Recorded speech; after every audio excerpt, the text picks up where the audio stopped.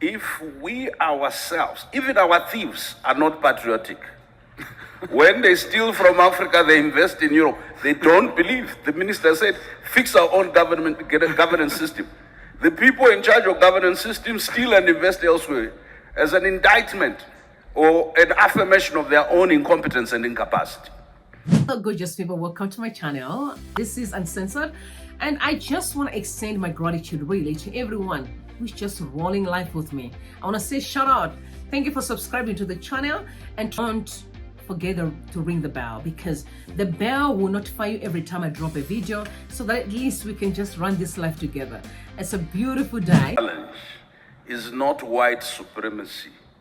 It's black inferiority and the abiding appetite amongst the black elite to function on the basis of white embrace. Number one. If we ourselves, even our thieves, are not patriotic, when they steal from Africa, they invest in Europe. They don't believe. The minister said, fix our own government, get a governance system. The people in charge of governance systems steal and invest elsewhere as an indictment or an affirmation of their own incompetence and incapacity.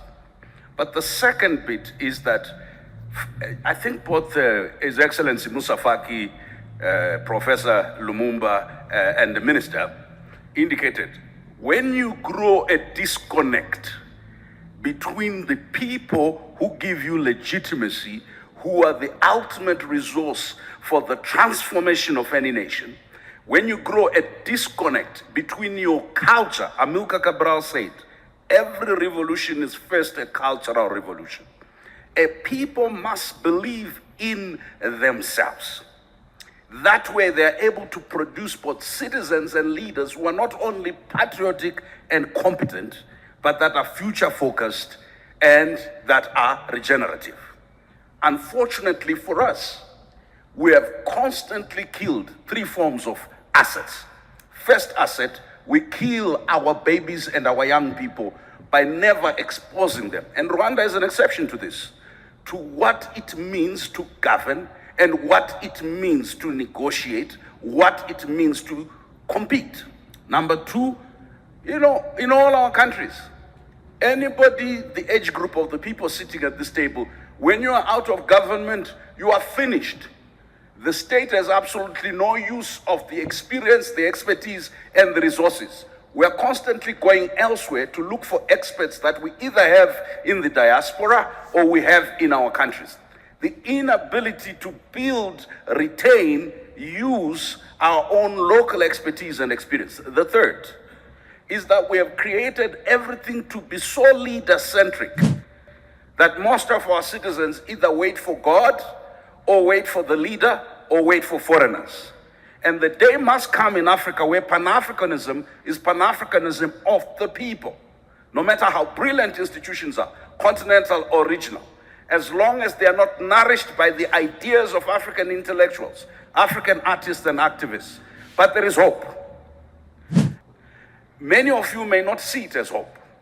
The dominance of Afrobeat and Afropop in the world today, sending a message, if that can be used as a vehicle of cultural regeneration, if what the young people have been able to do with tech can be used as a way of reimagining, then what we're talking about as a phenomenon will end.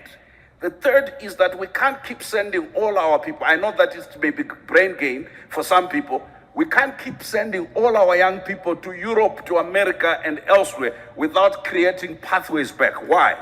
Frantz Fanon said they realized that the empire or the center came and took the best from amongst us and took them to their best institutions, and they emptied them of their own culture and their own sense of being, and they filled them with ideas of how to be good Europeans and Americans. And when they returned, their kith and kin realized that their children had not come back. What had come back were echoes of the empire. You and I, having had the opportunities to serve outside our continent, when we return, we are not trying to establish little Europe's, little France, little America. There must be an authentic way. That's why Rwanda's revolution is not only leadership, it is homegrown solutions, not for Rwanda only, but for the whole world, not just for Africa. We cannot assert ourselves culturally, intellectually, spiritually, as long as we are leprous and dependent. Thank you, Brian. Thank you very much indeed.